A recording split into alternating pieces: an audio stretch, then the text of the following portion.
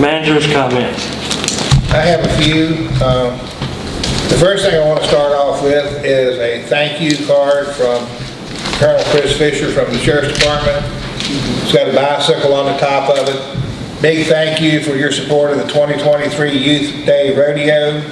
Your donation was much appreciated, and through your efforts, area youth were given the opportunity to have a fun day and receive many prizes.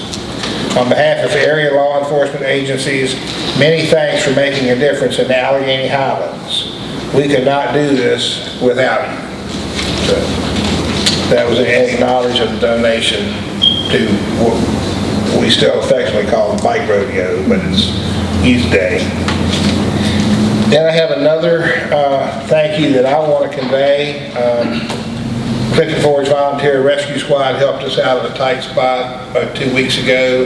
We had some mechanical issues with our ambulance, and they very graciously, on short notice, allowed us to borrow one of their trucks to cover us through that night shift, and want to acknowledge their support and participation in that and helping us out, like I said, on really short notice. So we appreciate that effort. And then I want to report on the National Night Out that we had on August 1st. Tremendous job, tremendous evening. Chief Wickline and his department couldn't have done a better job. They even managed to somehow pull off nice weather for that evening. I don't know how they did that, but the various EMS agencies and fire agencies participated. Clifton Forge, again, Volunteer Rescue Squad, very generously cooked and served all of the hot dogs that we had, and they went through 240 hot dogs, so they must have been pretty good. And then, of course, Mayor Irvin did his time in the Dunkin' booth like he does every year. And there were a lot of various organizations that had their tents and giveaway tables and things. So it was a really nice evening. Children could, after they got to see everything, they could play on the playground, and it was a good evening. And then the highlight of the evening was Lifeguard 12 from Corellian Barnum Memorial Hospital came, landed on the field. They were scheduled to be there with us for an hour. They made it 40 minutes before they had a call and had to leave. But during the time that they were there, they interacted with a tremendous number of the adults and children that were there, but even to the point of allowing the children to get up in the helicopter and punch buttons. Okay. That was a big hit, and we were much appreciative of their support to come over here. A couple of things that went on last week. Last week was a pretty busy week, especially Monday, Tuesday, and Wednesday here in town. Monday afternoon, Isaac Sarber, who is Senator Warner's, I guess, aide, a senior aide, came over and actually visited Clifton Forge with us and spent 2.5 hours here, walked through downtown, looked at all the buildings, got a feel for kind of where we wanted to head with things, what we wanted to do. He was extremely complimentary of the progress that's being made in town. Shared with us that they have discussions quite often in their office in Roanoke about localities, and that one of the localities that comes up very often with positive conversations is Clifton Forge, and they're very aware of the community involved effort that we have here to improve and revitalize our downtown area, and overall economic development in the area. I mean, it was a very positive visit. The one down thing that he shared with us is, you know, we talked about back a couple months ago a joint venture with Covington for congressionally directed spending requests for $1 million for each downtown for revitalization efforts. Unfortunately, that request did not make it to the Senate bill to advance to the House. However, we also submitted a second request for $1.8 million for wastewater upgrades, and I'm happy to say that that request did make it to the Senate bill. That will be a tremendous shot in the arm to help us upgrade our wastewater infrastructure and make some maybe help with some reduction in cost and I in that area. All we got to do now is get it through the House and the budget cycle to make sure the budget passes, and it'll be funded. In addition to that, the Masonic Theater, Historic Masonic Theater, had applied for a grant to do some work on their doors and exits. That also, I'm happy to say, made it to the Senate bill and is progressing well. And the last thing I want to say about his visit is he shared with Mike Foster and I that if both of these requests make it all the way through the budget process and are funded, that Clifton Forge on a per capita basis will receive more federal dollars in this requested round of any other locality in the state of Virginia. So that's a big boost in the arm. That's something that we're really proud to be able to report tonight. Then on Tuesday and Wednesday, Tom Barkin, who is the president of the Federal Reserve in Richmond, two of his vice presidents and other pertinent staff from the Federal Reserve were in the Allegheny Highlands all day Tuesday and part of the morning on Wednesday. Tuesday was spent meeting with various groups.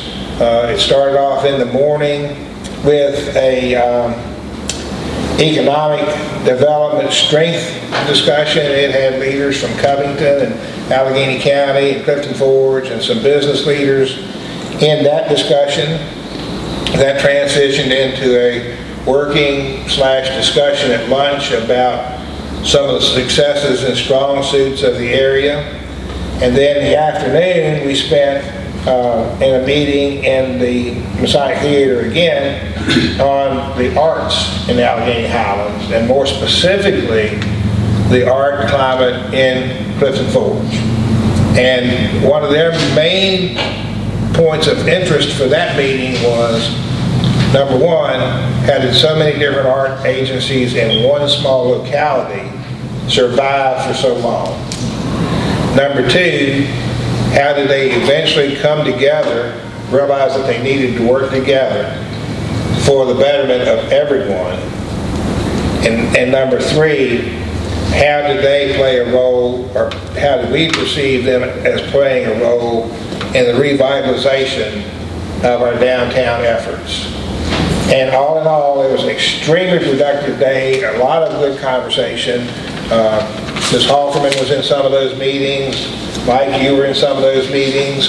And they had a dinner meeting that night with selected management and business leaders from the larger employers and economic deciders in the Allegheny Highlands. Wednesday morning we had a breakfast meeting with the president, who gave a brief overview of the current economic situation. One thing that he talked about is they keep predicting a recession. They predicted it for the first quarter of this year. Didn't happen, so they moved it to the second quarter of this year. Still didn't happen. So they predicted that it would be third quarter. Now in reality, and he never said it wasn't going to happen. He never said when it was going to happen, but he said now the predictors are indicating that it will be sometime after the first of next year. One thing that he did share that I thought was of interest, while acknowledging that inflation was extremely high right now, and also acknowledging that increased inflation is never good for the economy. He acknowledged that. He shared with us that the Federal Reserve is taking steps to try to curb the inflation rate and bring things back into check as to where they need to be. But the most staggering statistic that he shared with us is that the overall unemployment rate is only at 3.6%. I thought, based on what I have seen in the employment sector, that was an extremely low percentage rate. But he shared that with us and indicated that the lowest it had ever been was 3.4%. So, all in all, I think it was a productive time with them.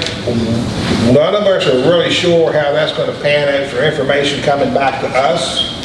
And it might have just been that they wanted to test the economic environment in the Highlands so they knew how their rural areas were reacting to the inflation. They left us on Wednesday morning and went to Highland County for another round of very similar meetings with those folks. So all in all, first 3 days of last week, very busy, but a lot of good information shared. And then the last thing that I have on my report tonight is Councilman Wolf. I want to extend a huge thank you to you and your construction crew for the wonderful preservation efforts that you made on the stone building at Mountain View Cemetery. Mountain View Cemetery stone building has a new roof on it. They stabilized the second floor inside of the building, and we were able to do that with a grant from the Allegheny Foundation. They fully funded that project, and the roofing materials came in a little bit less than had been anticipated, so we were able to hold on to some of those dollars for possible windows and new doors on that building. And you said you had another little project you wanted to do out there that can be funded out of that. So it took us a while to get there, but we never intended to do anything with that building but preserve it. Now I think that we can show that we put our best full effort forward and got that done. So it looks great. If you haven't seen it, go by and look at it, and it's just going to get a little bit better as it goes. So there's other work planned for that building. So thank you, Shorty. Yeah, nice. Mr. Mayor, that's all I have.